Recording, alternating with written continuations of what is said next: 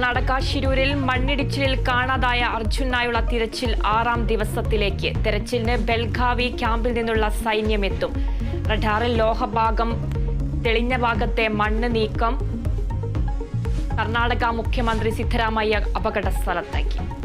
തിരുവനന്തപുരം നെയ്യാറ്റിൻകരയിൽ കുത്തിവെപ്പിനെ തുടർന്ന് അബോധാവസ്ഥയിലായിരുന്ന യുവതി മരിച്ചത് കാട്ടാക്കട സ്വദേശി കൃഷ്ണ തങ്കപ്പൻ. മൂത്രത്തിലെ കല്ല് രോഗത്തിന് കുത്തിവെപ്പ് നൽകിയത് നെയ്യാറ്റിൻകര ജനറൽ ആശുപത്രിയിൽ. തിരുവനന്തപുരം മെഡിക്കൽ കോളേജിലെ തീവ്രപരിചരണ വിഭാഗത്തിലേക്ക് മാറ്റിയെങ്കിലും ജീവൻ രക്ഷിക്കാനായില്ല. നിപ സ്ഥിരീകരിച്ച സാഹചര്യത്തിൽ മലപ്പുറത്ത് അതീവ ജാഗ്രത. പാണ്ടിക്കാട് പഞ്ചായത്തിൽ വിദ്യാഭ്യാസ സ്ഥാപനങ്ങൾ അടച്ചിടും. വിവാഹമടക്കമുള്ള പരിപാടികൾക്ക് പരമാവധി 50 പേർക്ക് മാത്രം അനുവാദം. രോഗബാധിതരുടെ റൂട്ട് മാപ്പ് തയ്യാറാക്കി. CPIM സംസ്ഥാന സമിതിക്ക് ഇന്ന് തുടക്കം. പാർട്ടിയിൽ നടപ്പിലാക്കേണ്ട മാറ്റങ്ങൾ, തിരുത്തൽ നയരേഖ എന്നിവ ചർച്ച ചെയ്യും. 2 വർഷത്തെ മുൻഗണനകൾ മാർഗരേഖയിൽ സീതാറാം യെച്ചൂരി പങ്കെടുക്കും. യമനിൽ ഹൂത്തി വിമതരുടെ നിയന്ത്രണത്തിലുള്ള തുറമുഖത്ത് ഇസ്രായേലിന്റെ കനത്ത വ്യോമാക്രമണം.